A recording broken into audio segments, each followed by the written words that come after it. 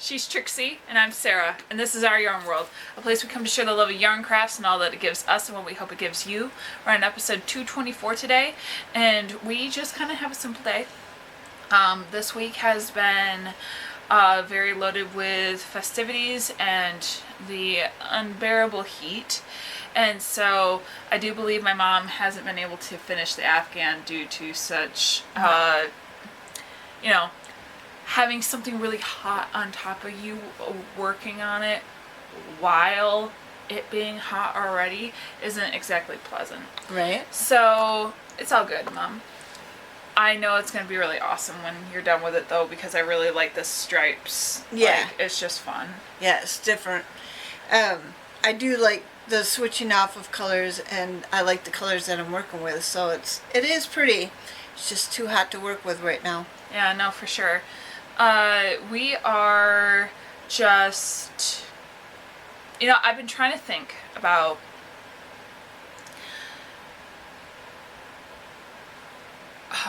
the reason why I personally feel like I'm so behind on so many of my projects, and I think it's because I am incredibly inspired at the time to make what I start making, and then when something new happens, new not always in an exciting way, but just life hits me with something new, it does. I use the crafting as a coping mechanism, and I need an escape.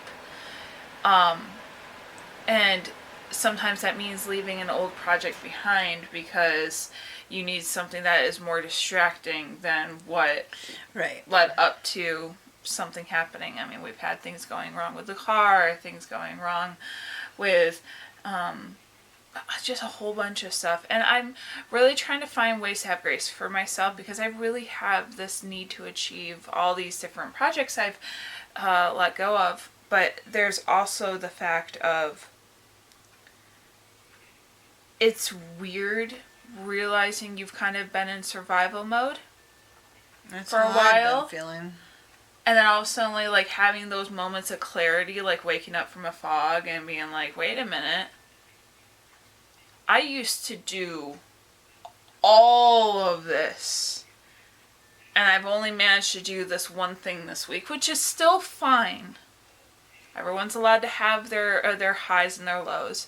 But it's been really interesting for me to kind of take that step back and kind of like look at it in a less emotional sense, but just like in survival mode. Okay.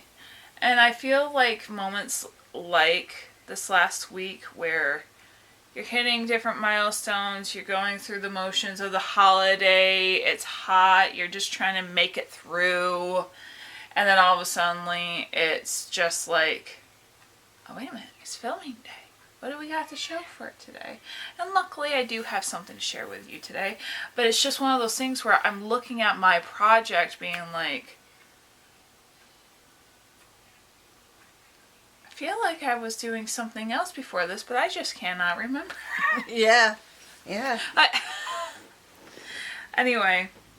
I don't know if anyone else has felt that way where it's like you have this moment of reflection and what's being reflected out of the water is not what you remember it showing you last time. Yeah. It's just, it's bizarre. It's almost like a deja vu you can still not touch. Like, why is it that I feel this way? And yet, I know it will come to me. But I had mentioned last week I was making crafts with socks because I have a large kind of lost sock pile, and I was just thinking of all these different fun ways to use old socks for crafts. And Pinterest is quite the overachiever when it comes to sharing all these different ideas, and I showed you some of them last week. When the camera turned off, my daughter had wanted me to finish her project, and she had really wanted me to make her a sock monkey. And this might not be the most traditional sock monkey, but it worked out just fine, and it's pretty fun how it turned out. So, Oh, so cute. it has dangly legs. Its tail it's just one baby sock that's overstuffed, so it has a little bit of a curve, and it fun face. And it can sit because of the tail. And and the legs, the way that they do it. Yeah. And so I really enjoyed the fact that like this has become her new favorite thing, and a lot of her very specific doll clothes that she has fits this little guy, and so she even brought it to 4th of July. Yeah, it's really just become this comfort item, because I think what most people don't really understand is that the tight knit of most socks is very soft to begin with. Obviously, socks are meant to be soft and comfortable, but when you put stuffing into it, it really the socks really hold the shape well. Yeah. And it's a very comfy. Oh, it's nice. It really becomes a comfy little stuffy. And I really think that it's like a sensory thing for her. But I mean, we just got a whole bunch of. This was a baby sock. These were baby socks. This was a baby sock. I mean, it just felt fun to just find different ways to repurpose all these fun things that I had into making a toy that really has become quite the little lovable little guy. It does not have the butt anymore. Oh. I've seen different designs especially because the classic sock has a different colored toe and heel, which this part of the body and even the legs are all one sock. And originally I had puckered the little booty to make it look like it had butt cheeks on it, but Olivia didn't care for it, and that's okay because it's hers and she thought that it looked inappropriate. So even though I just thought it was just a cute little fun detail, but it's alright, it's her toy. It was just much more of a creative liberty I'd taken, but it's her toy, so she's allowed to be specific about it. Right. But I really think it's just fun. It's it brings back the classic use what you got. Right. Make do with what you have sort of thing, but in a very fun way, because a lot of times these sort of items, you don't buy them. Half the time they're scraps. Half the time they're just what you got. And sometimes they can make the most fun little things, because she's been taking this everywhere, and it's just fun to see people's reaction to something that feels so classic, right? Right. I feel like the sock monkey is its own specific crafting like experience, kind of like having a granny square blanket, or something specific like a doily, or maybe like creating a Christmas stocking or your first pair of socks. I think that it's one of those things where it's a bit of a classic toy. Yeah. A classic craft. It harkens back to something a lot of people have in their memory bank. Yeah. But it's always so unique to the person, because the person has their own different way of adapting it to in their own style. And I find it so charming. And so yes, this is our sock monkey, and he or she is quite loved, and I do believe is going to be quite loved for a long time. Yeah. Now my week has been filled with doctor's appointments. On Monday I had to get my eyes checked, so they needed to be dilated, and with that you can't really see anything close anyway, so there was no crocheting in that day.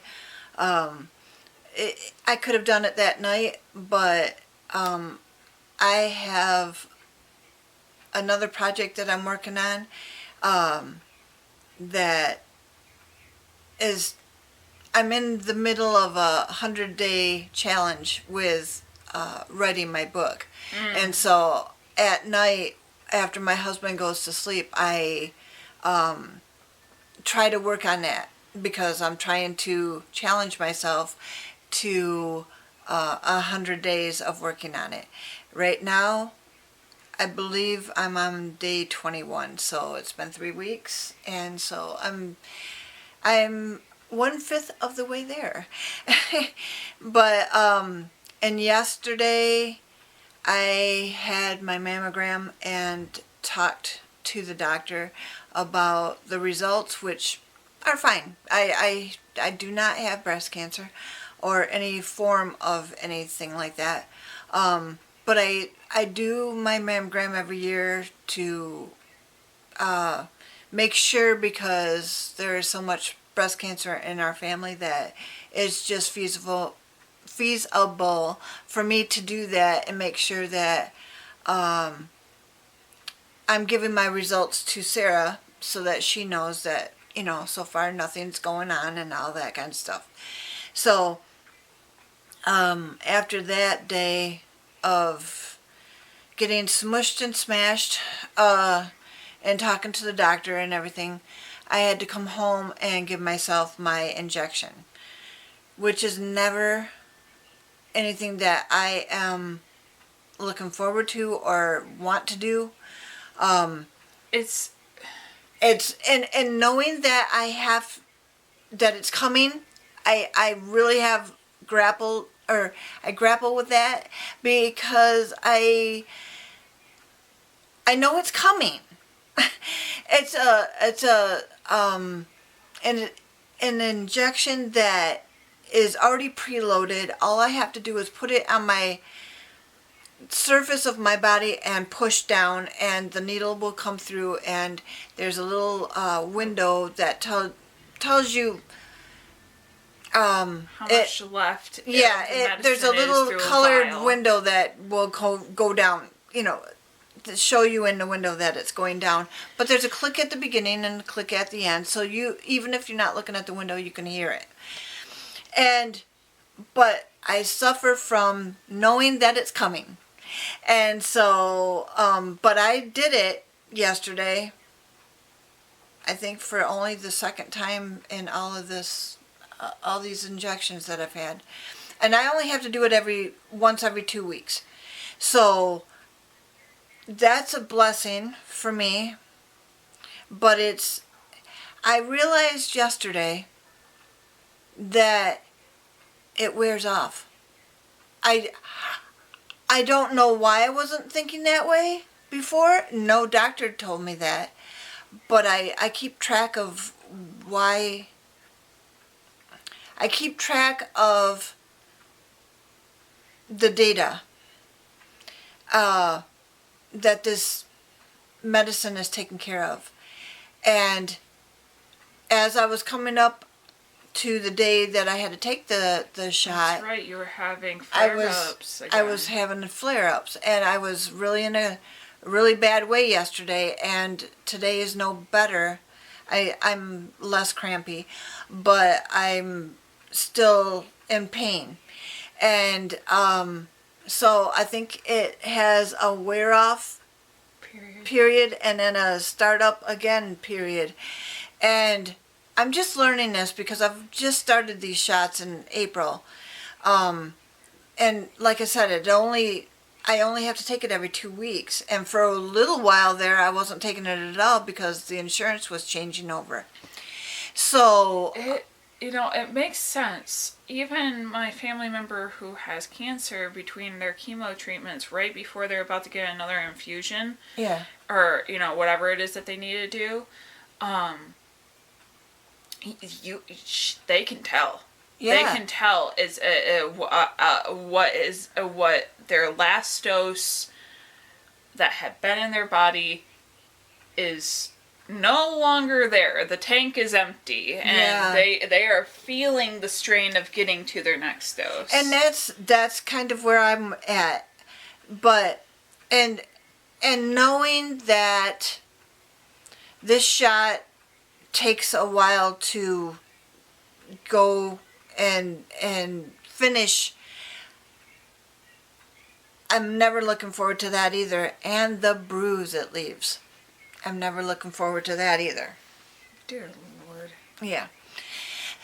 you can either take it in your stomach or you can take it in either of your legs. And I chose to do it in my leg this time. Well, that and feels more controlled. You're able to see it. yeah, and I now I'm just a bruised pincushion, I feel like. But I started thinking of my son who was on growth hormone for like 7 years, and he had to do his shots every single day. Now, I gave him the shots and it wasn't preloaded, and we'd do one arm, the other arm, his either side of his stomach, and either one of his legs, and we'd have to keep rotating and remembering where we took it the day before. And we did that for years, and you'd never even know that he had a growth hormone problem now, but at the time it was, the doses were going up because he was growing, and just all these things, you just learn as you go. And that's what I'm doing right now. And I'm in this busy season of doctor's visits, figuring out where I'm at. Like my vision hasn't changed much, so I didn't need to get new glasses or anything. That's good. That's good. I don't have breast cancer. That's good. But these shots are going to be an ongoing thing until they don't work anymore. Crohn's is not an easy diagnosis, and it's not an easy disease to have. No. It changes with every individual who has it, and you have to change the medicines as you're progressing through it. And right now, I'm on the low end of the spectrum. I have very few complications. I don't have that. They're calling it Crohn's with no complication. So it's really, I would rather stay there. It's not that she's in remission, but she's almost she's at the point that most people in her case do desire to remain if they're going to have to deal with it. And I keep track of the data for the doctor. I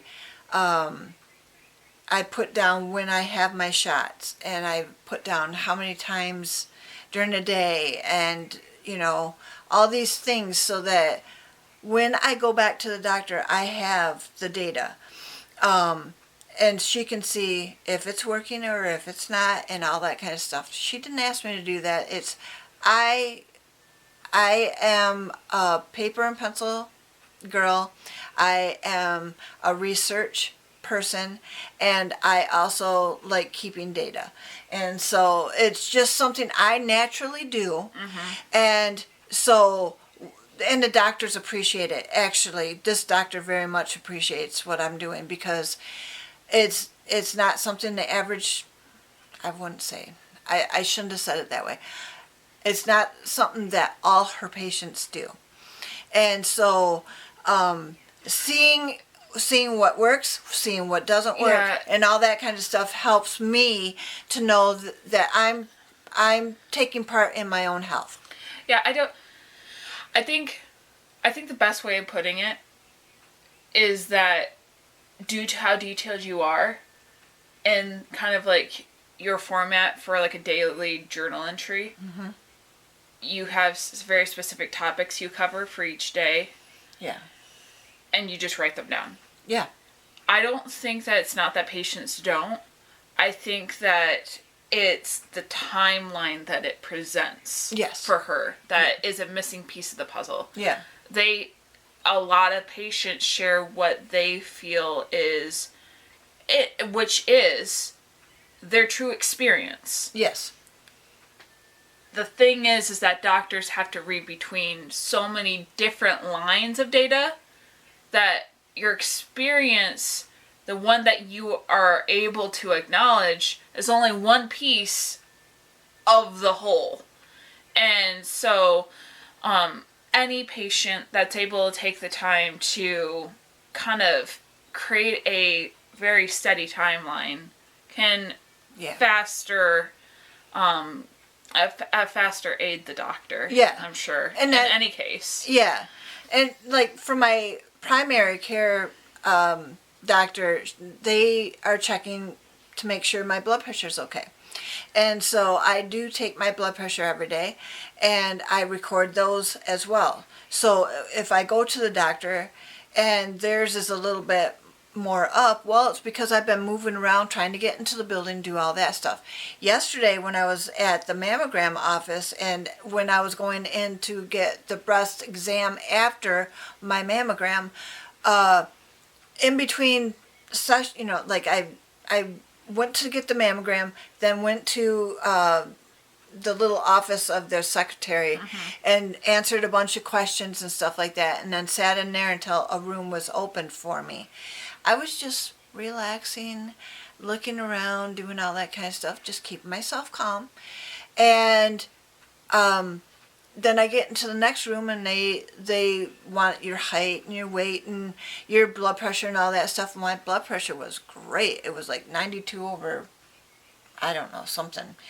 And she's like, is it always this low? And I said, yeah. I actually, when I'm at home, this is where it's at.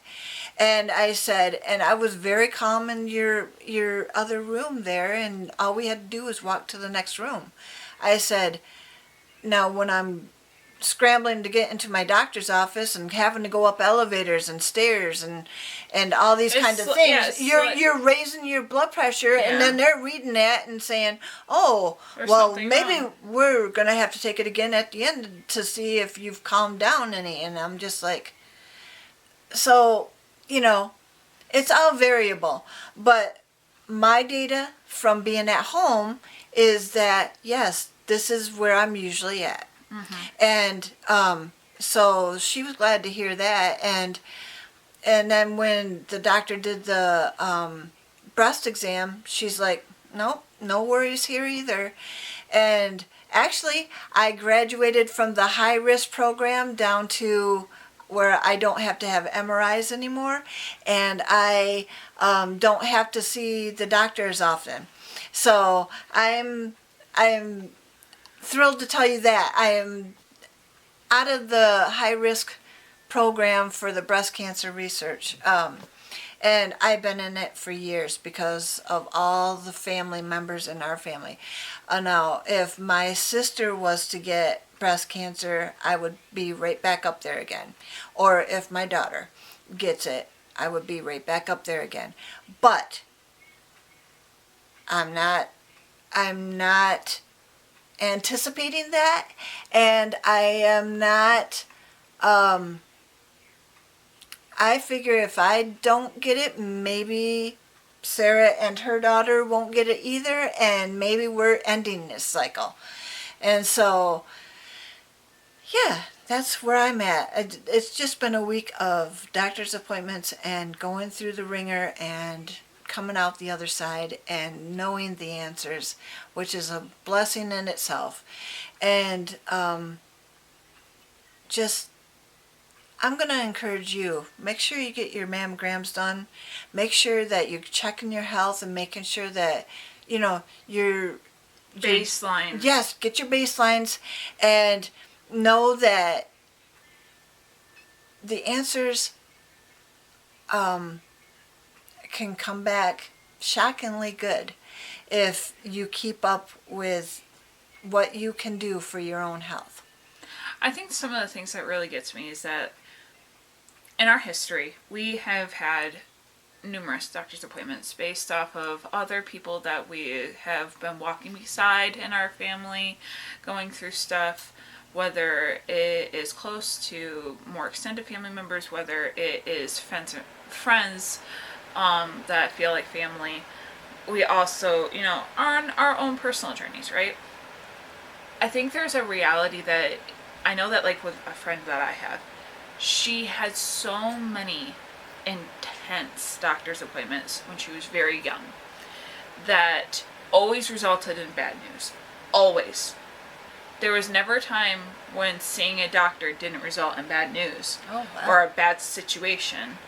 Almost 100% of the time. That even though she knows nowadays her just going to maintain a regular checkup, a regular doctor's visit, for her eyes, for anything, to her, it's dooming herself to bad news. She doesn't have any other prior data in her own personal life experience, even though she knows logically it's just because of the life she lived as a child. Yeah. The life that she lived as a teenager, the life she lived as a young adult. She knows that as an adult, where she is in her walk right now, there are steps she can take to having more control, not only in her health, her diet, her life choices, things that would be able to make for better results altogether. Yes. But there is that reality that, to her, the data shows, yes, you go to the doctor, bad news. Bad news bears. And I can't take that away from her. I've even had times where I've offered to help her take her kid to their doctor's appointment. Not that she's needed to, but just because baseline, you don't want the kids to be nervous because you're showing anxiety. Yes. But she does it despite her fear, which I'm very grateful for. Here is my point. I think after years of you having high blood pressure, not because you were anxious, but because your body just would spike, years of having to worry about whether there was going to be any malignant tissue, cellular growth, so many different parts of your body. Mm-hmm. All these different things that had been random moments, the mass that had been in your chest was such a random moment. Yeah. All those false alarms when you had tissue growth in your breasts. Yeah. All the surgeries that I've had. There's all these different things that have accumulated over time. I think there is a reality that doctors do have their own experience on the other side of what we do, which is us trying to fight not getting bad news, but them having to fight not having to give it. Yes. Right? And it's not always in either one's control. Yeah. It's the job. It's the experience. It's the duty of going to the doctor. Yes. I think, though, you, in the last 5-6 years, have really gone through this journey of eating better, of looking at your health differently. Right. You've had such a different relationship with your health that led to you finally getting a diagnosis about your Crohn's. Yeah. Finally understanding what it means to get your eyesight better, that your eyes are actually connected to your Crohn's, that that your heart's connected, that everything is connected in so many different facets of everything you've been discovering about yourself. Yeah. And in doing so, you've been making educated choices. Yeah. You've been eating better, drinking better, trying to be active in the ways that you can, making proactive decisions just overall in your health. And I think it's starting to show. Yeah. I think because it shows in the fact that over time, the adjustment in your nutrition, the adjustment in the vitamins you take, the adjustment has led to different pills being dropped off, different prescriptions no longer being needed. Right. You not having the same level of, like I said, even just your blood pressure. I understand.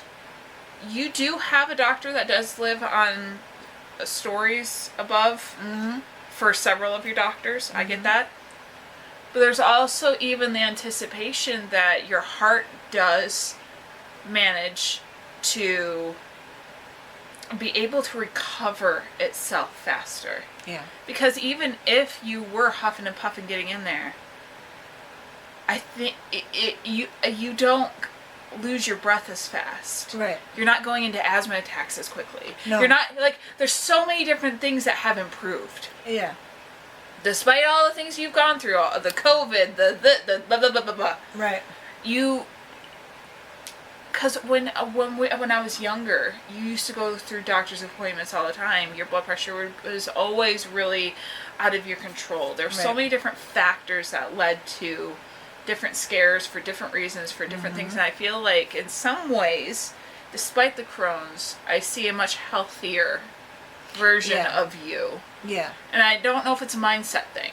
It could be. I do. I think that is it. I'm determined to be on the lower spectrum of the Crohn's, to not have the major stuff. And I have always wondered, because my mom had colon cancer and my son had ulcerative colitis, whether I wasn't right there. You're right in the middle. Gene pool. What's when's the shoe gonna drop? They're going to tell me something soon, and they did. And because I knew from my son's experience that that I was going through some of the stuff that he was. Yeah. When I went for my colonoscopy last year, the doctor had asked me one question and I said yes to it. And then she asked me another one and another one and another one, and they were all yes. And she's like, oh, we need to go further with this. Mm-hmm. And it was just like, well, I've been actually, and I'm telling you this, I didn't tell the doctor this, I've been going through it for years. Mm-hmm. I just didn't want to see the signs. I knew the signs. I didn't want to tell the doctors the signs, because it was just like, oh God, now I'm going to have the same thing my son did. It's the denial. Yeah. And I didn't want that. Well, then all of a sudden, it wasn't what he had. It was one step beyond that. And I'm just like, yeah. So, if I can stay on the lower end of the spectrum, I'll be good with that. I'll do what the doctors say. I will take what they want me to take, and I will record what they need to record, and I will figure things out so that we can stay on the lower end as much as possible. And because anything else is torture. I'm reading a book about it right now, and I'm just like, this doctor has gone through the ringer after getting his doctor's degrees and all this kind of stuff. He found out he had Crohn's, and he has been through the ringer with it. And I'm not even done with the book, but he's got some kind of handle on it now, and I would really like to know what that is, what he did. So I am educating myself. I am doing the best I can, and I want you guys to do that too. If you've got any kind of suggestive symptoms for something, tell your doctor about it, and make sure that they're giving you the right tests and giving you what you need to get through it, so that you're not going through the ringer or getting any worse. Yeah. Get it taken care of now. And I know this is different from what we usually do, but I felt it was important today to tell you guys and to talk about this kind of stuff, because we don't usually, but it's important. And I think it harkens back to what I was saying in the beginning. You get into such a flow of something, and all of a sudden it's like you get pulled out of this fog of momentum that is just survival mode. Yes. And all of a sudden you have this reflection of like, oh, wait a minute. There's an underlying current here that is forcing me forward. This isn't my choice. I really should be more proactive. Yes. Should do something different. Yes. I should really try to get a handle on this. And it's not always easy. It's not always straightforward. But it's the idea that by letting it drift you along, you're only going to be as productive as you are,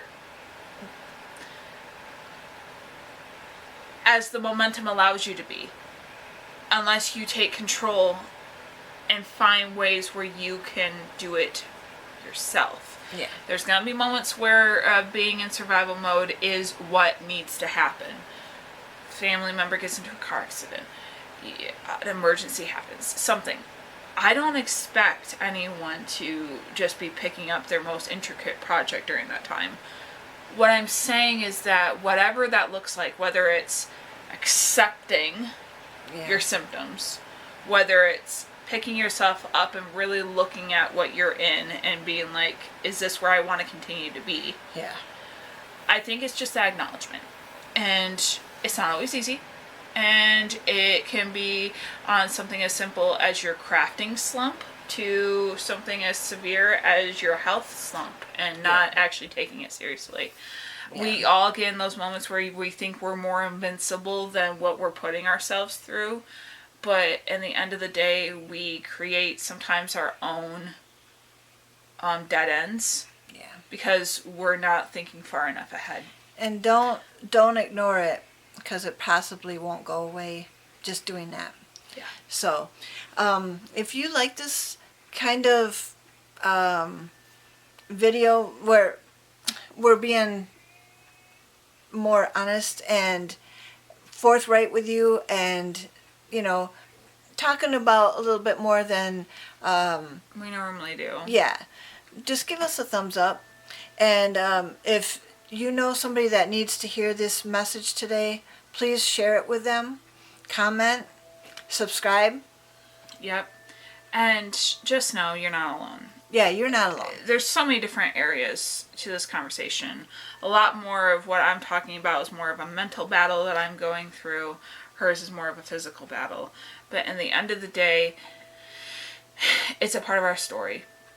Hers might be the Crohn's. Mine is my clinical OCD that puts me into weird headspaces. But in the end, it is one of those things where when you have those clarity, lucid moments, that you can make a decision to make the right decision. Right.